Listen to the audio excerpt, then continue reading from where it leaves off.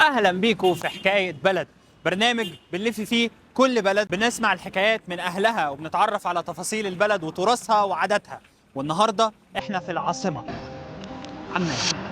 عمان مدينة مش بتتكلم بس، مدينة بتنحس، تمثيل قديم وصوت بائع، وبن حجر شاف أجيال عدوا من هنا.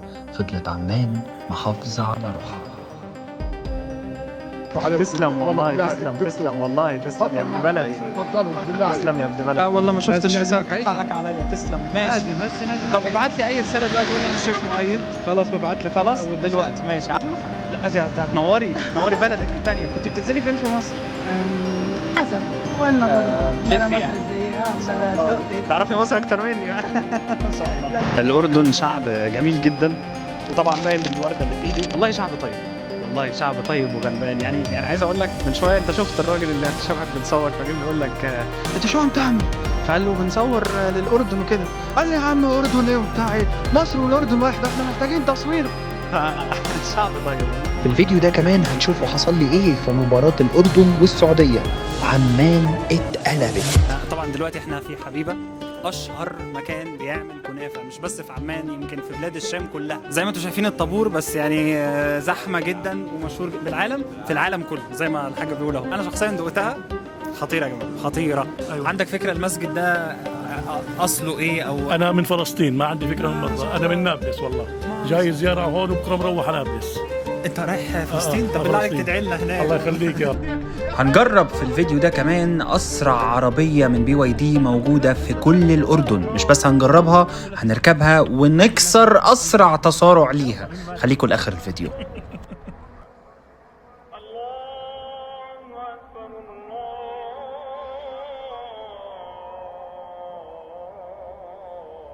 أنا مش هتكلم كتير يا جماعة عن المسجد ده، بس طبعا المسجد ده معروف ومهم جدا جدا بالنسبة للأردنيين. المسجد ده شهد تحول عمان من عاصمة صغيرة إلى عاصمة عالمية، العالم كله بيتكلم عليها النهاردة. الحيطان دي لو كانت بتتكلم النهاردة كانت هتشهد على كل الاحتفالات والفعاليات اللي حصلت في ساحته في عمان.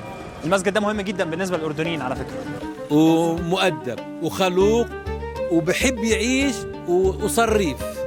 وصريف بصرف، بحب يصرف. مش يعني لو اخذ اليوم 10 ممكن يصرف 10 ويزيد عليهم 11. طبعا يا جماعه زي ما انتم شايفين اللي ورايا دلوقتي، لو انتم مش عارفين ان الفيديو ده في الاردن هتقولوا احنا ماشيين في حواري فرنسا. على فكره والله مش ببالغ، انا رحت فرنسا والله بيبقى شكلها عامل كده. فدي حاجه حلوه في عمان، بالاخص عمان، حتى مش هقول الاردن، ان فيها اماكن كتيره مختلفه باشكال مختلفه. تحس شويه ان انت في مصر، تحس شويه ان انت في سوق شعبي، تحس شويه ان انت في اوروبا.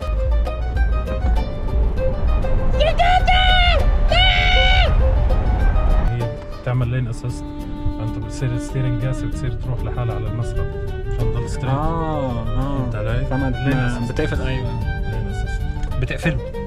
لا مش بقفل. انا عايز فلافل بصراحه. فلافل؟ ايوه، ما احنا في الاردن هناكل ايه؟ هناكل كشري؟ هناكل فلافل. طيب تعال.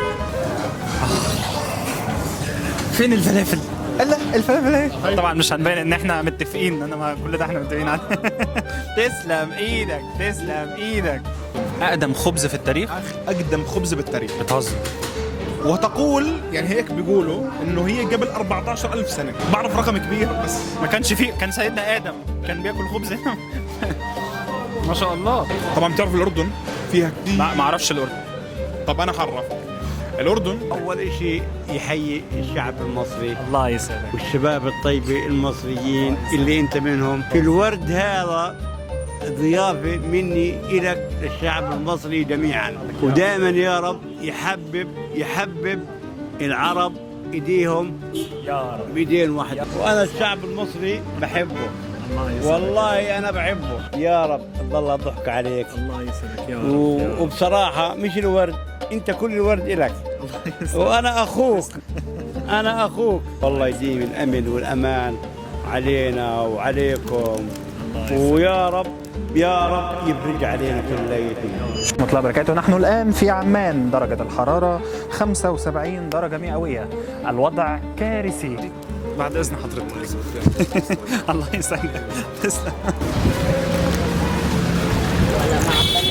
دلوقتي احنا في طقس العرب وانا موطي صوتي ولابس لبس غريب كده، هتفهموا ليه. النهارده هنتعلم مع بعض ازاي بنحلل الطقس وبنعرف الطقس بيكون ازاي في النهارده وبكره والايام الجايه، وهتعلمه معاكم وانا اللي هحلل الطقس وهقول النشره الجويه القادمه في الاردن، انا اللي هقولها. توقعات. وعادة الثلج أو البرد بيبقى في الجنوب أكتر من الشمال. طبعا ليش؟ لانه الارتفاع عالي. عندك عمان من 800 ل 1000 متر عن سطح البحر. بالضبط. الله يسعدك. هلا والله نور. عرفكم على الشيخ عمرو. أسعد الله أوقاتكم في كل مكان. شعب الأردن العظيم، أنا بقول خطبة. أسعد الله أوقاتكم. النهاردة إحنا هنقول الطقس الأردني في جميع مدن الأردن. درجة الحرارة زي ما أنتم شايفين كلكم، الجو برد جدا. النهاردة في صافي النهاردة صافي جو حلو قوي النهاردة. فاستمتعوا بالموضوع، انزلوا في الجناين، انزلوا اتبسطوا في ماتش النهارده، اتبسطوا مع العالم. الملموسه 10 والرطوبه 75. في بعد كده عندنا الطقس. انت اكتشفت حاجه لازم تدوس وانت بتتكلم عشان تلحق. يوم الاثنين النهارده الساعه 11 هتبقى درجه الحراره 11، الصغرى 7. يوم الثلاث زي ما قلنا الكبرى 10 والصغرى 3.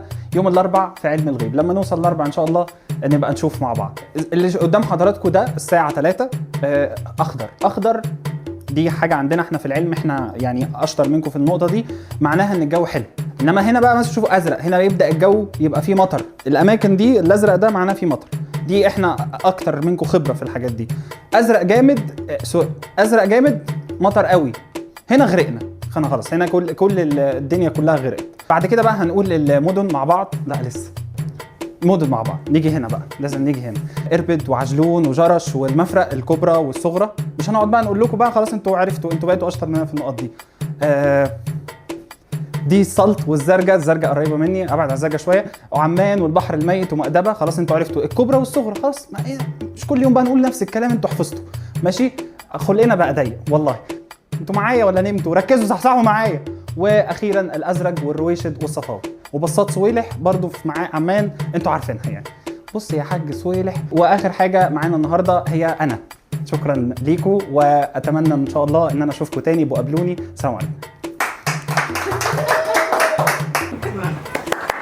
Thank you so much.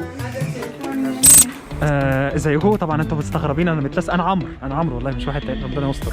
احنا دلوقتي رايحين نشوف الماتش ورايحين نشوفه في تجمع جماهيري. واحد من صحابنا المشاهير قصي، هلا والله قصي كيفك، هجموا عليه لان هو مشهور في الاردن واردني هو. فما بالك انا السلام عليكم اللي مش مصري. ما بالك انا المصري هيعملوا ايه؟ فربنا يستر. فعشان كده انا متلسم دلوقتي لانه في زحمه جدا هنا، كلهم شباب. وطبعا لا قدر الله يعني مثلا ما كسبوش او كده او حاجه حصلت، انا هتنفخ. انا نايم قوي يعني، انا كنت هنام من الشوط، بس ان شاء الله الشوط الثاني يبقى اقوى ان شاء الله. يلا. في عمان الاحتفالات مختلفه.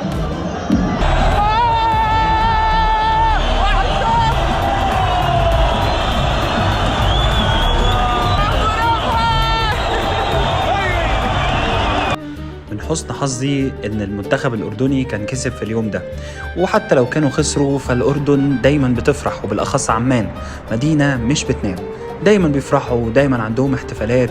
وطبعا بعد الماتش اضطرينا ان احنا ننزل في الشارع واتفرجنا على الاحتفالات في الشارع.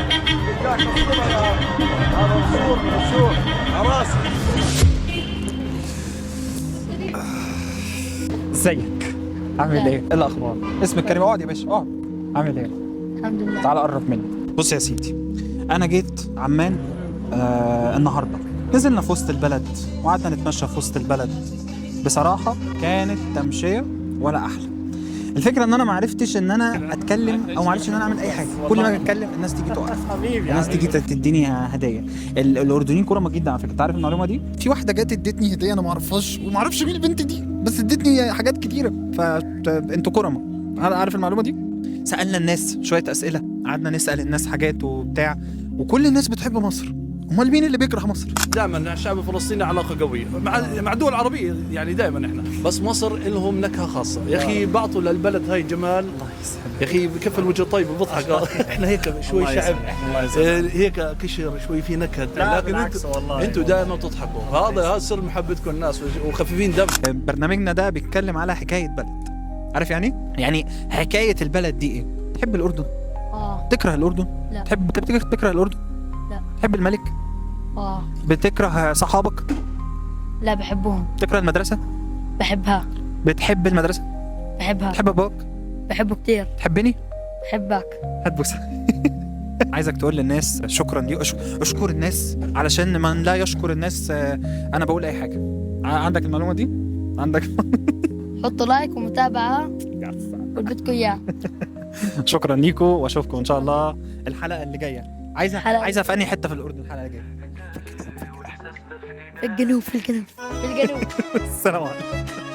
ودي كانت حكاية بلد في عمان. عند الحكاية والقصة غناية عن بلدنا الحلو، نقول كل اللي جوا عن طيبة الناس وما بنساه، واللي نساه قلبه خساه.